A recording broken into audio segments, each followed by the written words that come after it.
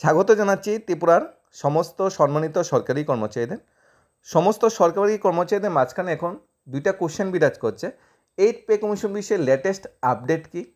ত্রিপুরার কর্মচারীরা কি 8 পে কমিশন পাবে কি না? ফিটমেন্ট ফ্যাক্টর, সবচেয়ে বড় যে কথা, ফিটমেন্ট ফ্যাক্টর কত হতে পারে, কারণ ফিটমেন্ট ফ্যাক্টরের উপর অনেক কিছু নির্ভর করে। আরেকটি যে সবার যারা যারা মানে ওয়েট করছে যে সেকেন্ড ইনস্টলমেন্ট, এই বছরে যে সেকেন্ড ইনস্টলমেন্ট দিয়ে অক্টোবরে যেটা দেওয়া হচ্ছে, এটা যে 7% যে খবরটা মানে ছড়ছে, 7% যে নিউজটা আসছে, সেটা কতটুকু সত্য? আমরা যে তথ্য পেয়েছি যে সামনে অক্টোবরে 7% দিয়ে দিচ্ছে, এটা কতটুকু সত্য সে বিষয়ে আমরা দাবি বা সে বিষয়ে আমরা জানার চেষ্টা করব। যদিও 22% ডিএর ব্যাপারে বিভিন্ন কর্মচারী সংগঠন দাবি জানিয়ে আসছে। 8 পে কমিশন সময় সাক্ষেপ, কারণ সেন্ট্রালে ডিক্লেয়ার হওয়ার পর 8 পে কমিশনের রিপোর্টটা অ্যাপ্রুভ হওয়ার পর ত্রিপুরা সরকার সেটাকে পর্যালোচনা করবে মাননীয় অর্থমন্ত্রীর কথা অনুযায়ী, তারপর সেই 8 পে কমিশন লাগু হবে। এখন সেন্ট্রালে 8 পে কমিশন বিষয়ে লেটেস্ট যে একটা আপডেট বা সার্কুলার যেটা বেরিয়েছে অর্থ দপ্তর থেকে, ডিপার্টমেন্ট অফ এক্সপেন্ডিচার থেকে, যেখানে কোশ্চেন করা হয়েছিল 8 পে কমিশনের সেন্ট্রাল কমিটি এপ্রিলরা যে জানুয়ারি মাসে ডিক্লেয়ার করা হয়েছিল, মাননীয় মন্ত্রী অশ্বিনী বৈষ্ণব যেটা ডিক্লেয়ার করেছিল 8 পে কমিশন বিষয়ে, সেই 8 পে কমিশনের লেটেস্ট আপডেট কী আছে? তখন অর্থ দপ্তরকে বলা হয় মেজর যে স্টেক হোল্ডার বা ministry of defence, ministry of home affairs বা বিভিন্ন স্টেটের যে ডিপার্টমেন্ট আছে পার্সোনাল ট্রেনিং, তাদের সাথে কথা বলা হচ্ছে। কবে তোমাদের কমিটির সেট আপ হবে, যে কমিটির চেয়ারপারসন বা মেম্বার সেক্রেটারি যারা 8 পে কমিশনের, তাদের কবে সিলেকশন করা হবে? বলা হয়েছে chairperson and member of 8 pay CPC appointment once as CPC notification by government থেকে যখন নোটিফিকেশন দেওয়া হবে তখন কমিটি গঠন করা হবে। এখনও গভর্নমেন্ট থেকে কোনো নোটিফিকেশন দেওয়া হয়নি। রিভিউ স্কেল ইমপ্লিমেন্টেশন পেনশন বা কর্মচারীদের কবে দেওয়া হবে? বলা হয়েছে ইমপ্লিমেন্টেশন 8 পে কমিশন রিপোর্ট যখন আমরা তাদের থেকে কালেকশন করে আমরা সেটা কার্যকর করব এবং তখন পেনশন কর্মচারী সে বেনিফিট পাবে। এখন 8 পে কমিশন বিষয়ে অনেকগুলা যে ফিটমেন্ট ফ্যাক্টর সবখানে বিরাজ করছে। কোনো রিপোর্ট থেকে বলছে 1.92 দেওয়া হবে, কোনো রিপোর্টে বলছে 2.08 দেওয়া হবে, কোনো রিপোর্টে বলছে প্রেডিকশন করা হচ্ছে 2.66 দেওয়া হবে। এখন কত দিতে পারে সে বিষয়ে তো সন্দেহ আছে। পাশাপাশি অক্টোবর মাসে আমাদের সবচেয়ে বড় একটা আশা যে ডিএ বা বকেয়া ডিএ মিটিয়ে দেওয়ার, সেই বিষয়ে সরকার কী চিন্তা ভাবনা করছে সেই বিষয়ে আমরা দেখার চেষ্টা করব। এখন কথা হলো ফিটমেন্ট ফ্যাক্টর যদি আমরা মানে চিন্তা করি, 7 পে কমিশন আমরা ধরে নিচ্ছি 7 পে কমিশনে যে ফিটমেন্ট ফ্যাক্টরটা দিয়েছিল 8 পে কমিশনে মানে সেম ক্যাটাগরি ফিটমেন্ট ফ্যাক্টর দেওয়া হবে। আমরা যদি ধরে নিই তাহলে আমরা বুঝতে পারবো যে ফিটমেন্ট ফ্যাক্টর বা বেসিক কত হতে পারে। অ্যাজ পার রিপোর্ট অনুযায়ী আমরা যেটা দেখতে পাচ্ছি, স্যালারি 13% থেকে 20%-এর মতো স্যালারি বাড়তে পারে, গড় স্যালারি। এখন ফিটমেন্ট ফ্যাক্টর কত হতে পারে সেটা আমরা দেখার চেষ্টা করি। 7 সিবিতে বেসিক স্যালারি যদি আমি 100% ধরি, এসসিবিসিতেও বেসিক স্যালারি 100%। 7 সিবিতে 10 বছরের টোটাল ডি হয়েছিল 125%। আর 8 সিবিসিতে যখন 6 পে কমিশন ছিল তখন 7 পে কমিশন গঠন করার আগে ডিএ দাঁড়িয়েছিল 125%। আর 7 পে কমিশনের ডিএ এখনও 60% হয়নি, ধরে নেওয়া হচ্ছে যখন কমিটি গঠন করা হবে তখন ডিএ 60% হবে। তাহলে টোটাল কি হলো? 100% বেসিক 7 সিবিসি গঠন করার আগে, আর 125% হলো ডিএ। টোটাল 225% হয়েছিল টোটাল গ্রস স্যালারি আমাদের এইচআরএ বা সিএ বাদ দিয়ে। Total basic plus gross salary 6 সিপিসিতে দাঁড়িয়েছিল 225% এবং ফিটমেন্ট ফ্যাক্টর দিয়েছিল 257। অর্থাৎ 257 থেকে 225 গেলে 32%-এর মতো একটা ফিটমেন্ট ফ্যাক্টর বা বৃদ্ধি করে দেওয়া হয়েছিল। 225% বেসিক 100%, ডি 125%, 225% হয়েছিল। আর ফিটমেন্ট ফ্যাক্টর দেওয়া হয়েছিল 257%, অর্থাৎ 32% সেখানে বাড়িয়ে দেওয়া হয়েছিল। অনেক এবারে 14% বেতন বৃদ্ধি পেয়েছিল। আর এর 8 সিপিসির আগে যদি 60% ডিএ ঘোষণা করা হয়েছে 7 সিপিসিতে, তাহলে 100 বেসিক আর 60% ডিএ, তাহলে তার হলো 160%। এখন 7 পে কমিশন গঠন করার জন্য 225 থেকে ফিটমেন্ট ফ্যাক্টরকে নিয়ে দেওয়া হয়েছিল 257, তাহলে 32.32 একটা শতাংশ বৃদ্ধি করা হয়েছিল, ফিটমেন্ট ফ্যাক্টর বৃদ্ধি করা হয়েছিল। তাহলে এখন বর্তমান সময়ে 8 পে কমিশন গঠন করার আগে ফিটমেন্ট ফ্যাক্টর কত দাঁড়ালো?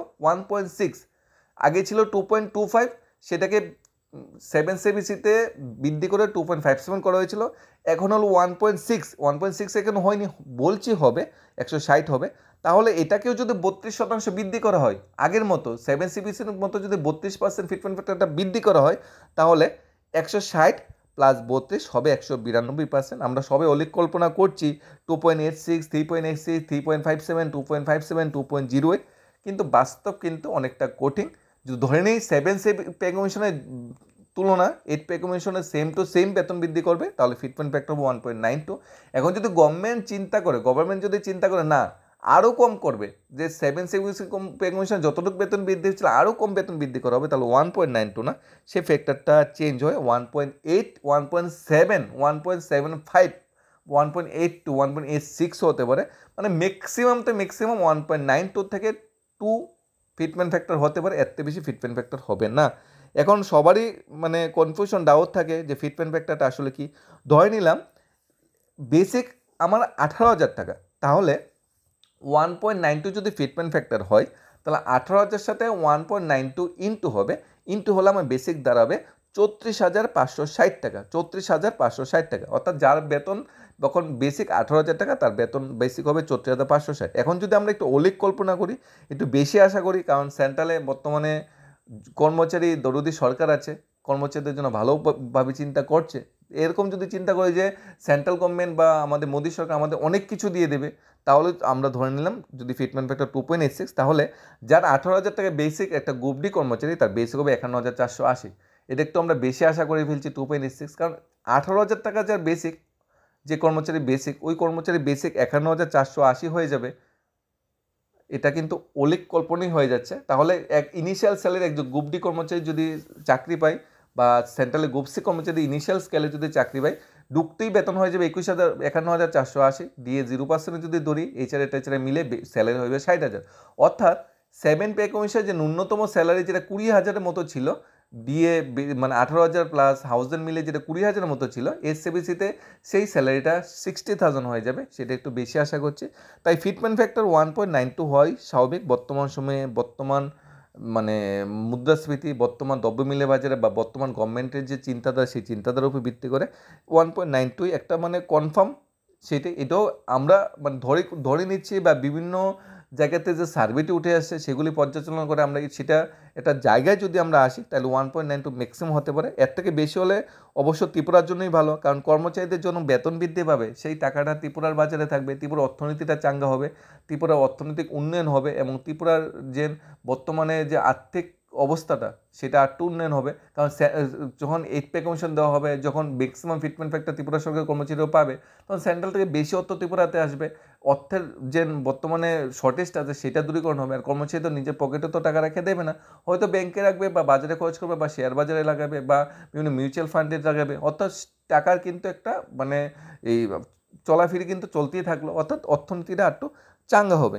এখন কথা হলো, আমরা যদি দেখি 2 নাম্বার যে পে কমিশন ছিল সেখানে 14% বেতন বৃদ্ধি পেয়েছিল, 3 নাম্বার থার্ড পে কমিশনের 20, ফোর্থ পে কমিশন 27, ফিফথ কমিশনের 31, সিক্স পে কমিশনের 54।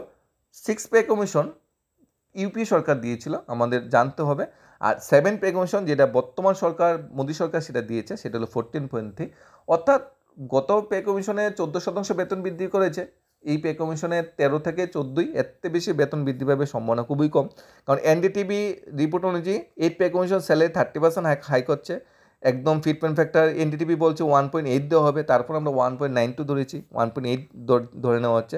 আরেকটি সংস্থা থেকেও সেম ধরনের মানে রিপোর্ট এসছে যে 8 পে কমিশনের ফিটমেন্ট 1.8 দেওয়ার সম্ভাবনা বেশি, তারপরেও 30% প্রেডিক্ট করা হচ্ছে। তারপর আমরা ম্যাক্সিমাম মানে 1.92 দেওয়ার সম্ভাবনা বেশি। যদিও ত্রিপুরার বিভিন্ন যে কর্মচারী সংগঠনগুলো আছে তারা বরাবরই দাবি জানিয়ে আছে 22% যে দিয়ে সেটা দিয়ে দেওয়ার জন্য।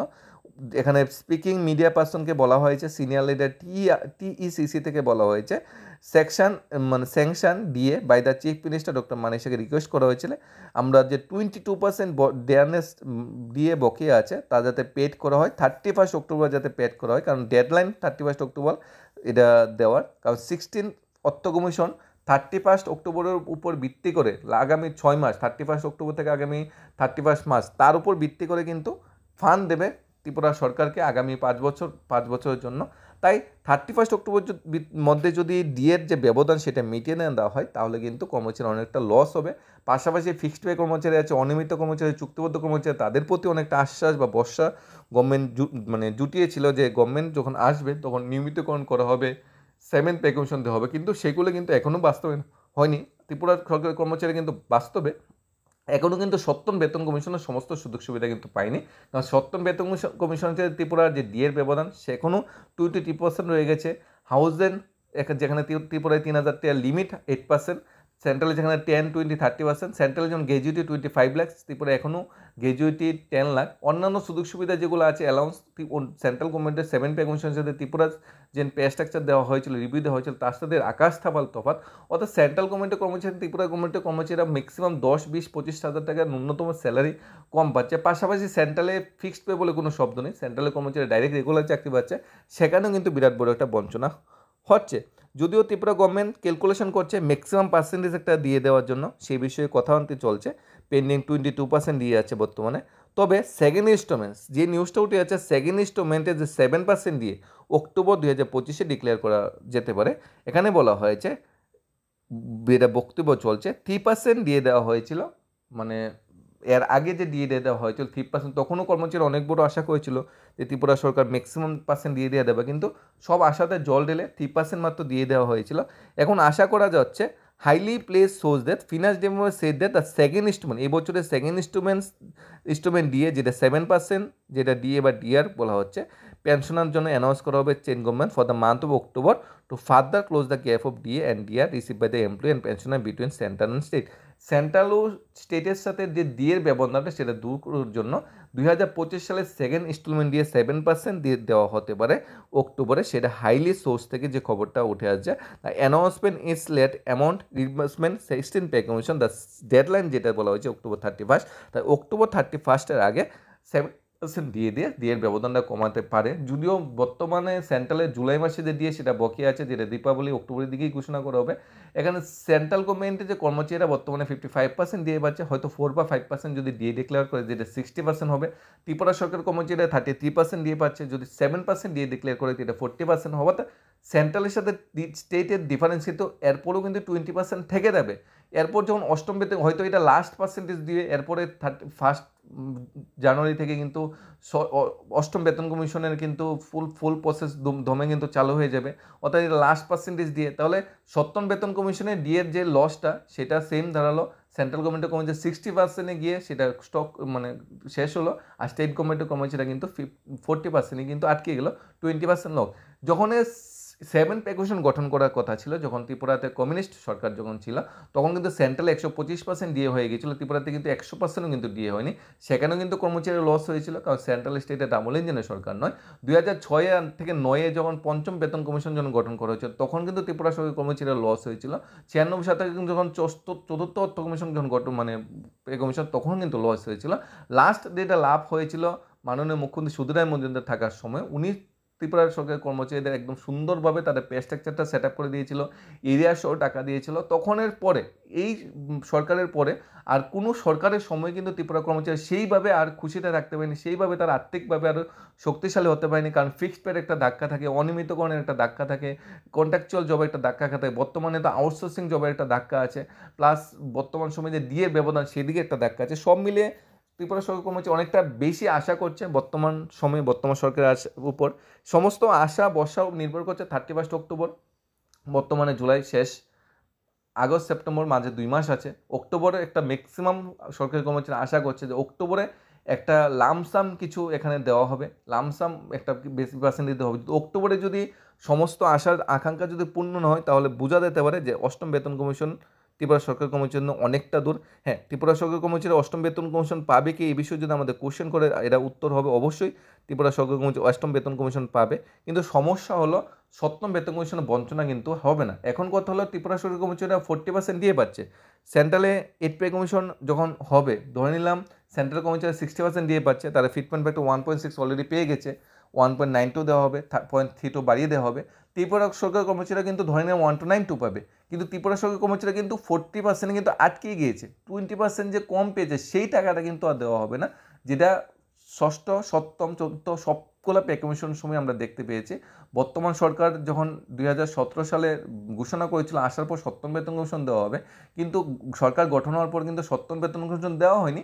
পের স্ট্রাকচার যেটা 17 সালে যেটা কমিউনিস্ট সরকার যেটা দিয়ে গিয়েছিল 2.25 ফ্যাক্টর, তারা আসে জাস্ট এটাকে 2.57 করে দিয়েছে, বা 2.34, 2.4, 2.47, 2.57 ম্যাক্সিমাম করে দিয়েছে। যদিও সেন্ট্রাল গভর্নমেন্টের কর্মচারীরা কিন্তু ফিটমেন্ট ফ্যাক্টর কিন্তু 2.57 বেশি ফিটমেন্ট ফ্যাক্টর এই ধরুন কর্মচারীও কিন্তু আছে। সব কিছুই আশা বর্ষার উপর নির্ভর করছে। তবে বর্তমান সময়ে 8 পে কমিশন যদি আমরা ধরি ফিটমেন্ট ফ্যাক্টর, আমরা ম্যাক্সিমাম 1.9 তো ফিটমেন্ট ফ্যাক্টর হতে পারে, মিনিমাম 1.8 হতে পারে।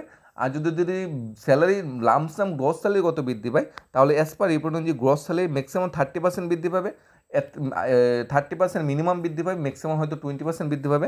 তবে যদি আমরা আশা করি যে ফিটমেন্ট ফ্যাক্টর 2.86 হয়ে যাবে 2, তাহলে এটা অনেকটা বেশি, ম্যাক্সিমাম 2 হতেও পারে, না হওয়ার সম্ভাবনা বেশি। আর যদি আমরা ডিএর ব্যাপারে যদি চিন্তা ভাবনা করি, ত্রিপুরা সরকার কমিটি নেক্সট কবে ডিএ পাবে, সব কিছু নির্ভর করছে অক্টোবর মাসে একটা লামসাম ডিএ ডিক্লেয়ার করছে, এবং যে পার্সেন্টেজটা উঠে আসছে সোর্স অনুযায়ী সেটা ম্যাক্সিমাম 7% দিয়ে ডিক্লেয়ার হতে পারে। অর্থাৎ বঞ্চনা যেটা ছিল এটা থাকবে, হয়তো বঞ্চনার ব্যবধানটা কিছু কমবে, এবং নিয়মিতকরণের যে আশাটা আমরা অক্টোবরের ভিতরে আশা করছি সেটা সম্ভাবনা খুবই কম। ফিক্সড পে উইথড্র যেটা আমরা খুশি সেটা সম্ভাবনা খুবই কম, কারণ অলরেডি টেট উত্তীর্ণ যারা শিক্ষকরা তারা আদালতে কেসও করেছিল ফিক্সড পে উইথড্র ব্যাপারে, কিন্তু আদালত থেকে কিন্তু সরকারের পক্ষে রায় গিয়েছে। অর্থাৎ আদালতও কিন্তু ফিক্সড পে বিষয়ে বেশি কিছু বলছে না, ফিক্সড পে বিষয়ে সরকারের বিরুদ্ধে কিছু রায় দিচ্ছে না। সব কিছু মিলে যে আশা বর্ষা আমরা অক্টোবরের ভিতর মানে সম্ভাবনা খুব কমই সমস্ত আশা বর্ষার বাস্তবায়ন হওয়া। তবে একটা লামসাম বড় পার্সেন্টেজ দিয়ে ত্রিপুরা সরকার দিচ্ছে, চিন্তা ভাবনা করছে, সেটা 7% ন্যূনতম হতে পারে, ম্যাক্সিমাম এর থেকে বেশিও হতে পারে। সব কিছু সময়ে বলবে। তবে 8 পে কমিশন বিষয়ে আপডেট যেটা বর্তমান সময়ে আসছে, জানুয়ারি মাসে 8 পে কমিশনের গঠনের জন্য মন্ত্রিসভা সিদ্ধান্ত নিয়েছিল, তৎকালীন মন্ত্রিসভা সিদ্ধান্ত নিয়েছিল, কিন্তু সিদ্ধান্তর পরে 6 থেকে 7 মাস পেরিয়ে যাচ্ছে, এখন পর্যন্ত 8 পে কমিশন কিন্তু কমিটি গঠন করা হয়নি। তাই বোঝা যাচ্ছে দিল্লিটা অনেকটা দূর, 6-7 মাস হয়ে গেছে ঘোষণার পর এখনও কমিটি গঠন করেনি, হাতে 4-5 মাস পরে 2026ও চলে যাচ্ছে। অর্থাৎ 8 পে কমিশন গঠন যদি আগামী 2-3 মাসের ভিতরে হয়ও, এটা মিনিমাম 7ম বেতন কমিশন 18 মাস লেগেছিল, ধরে নাম 1 বছর যদি লাগে, তাহলে 2026-এর লাস্টের দিকে 8 পে কমিশন রিপোর্ট আসতে পারে, এবং তা কার্যকর হতে হতে 2027-এর মাঝামাঝি চলে যাবে। অর্থাৎ 2028-এর নির্বাচনের আগে ত্রিপুরা সরকার কমিটিতে বড় একটা অস্ত্র থাকবে, যে সেন্ট্রালে যেহেতু 8 পে কমিশন দেওয়া হয়েছে, ত্রিপুরাতেও যাতে এটা দেওয়া হয়, নাহলে কিন্তু সেটা বুট বাক্সে প্রতিফলিত হবে। এবং সব কিছু মিলে ত্রিপুরা সরকার কর্মচারীদের মিনিমাম আরও 1.5 বছরের মতো ওয়েট করতে হবে 8 পে কমিশনের সুবিধা পাওয়ার জন্য। ধন্যবাদ সবাইকে studies of Tripura YouTube channel.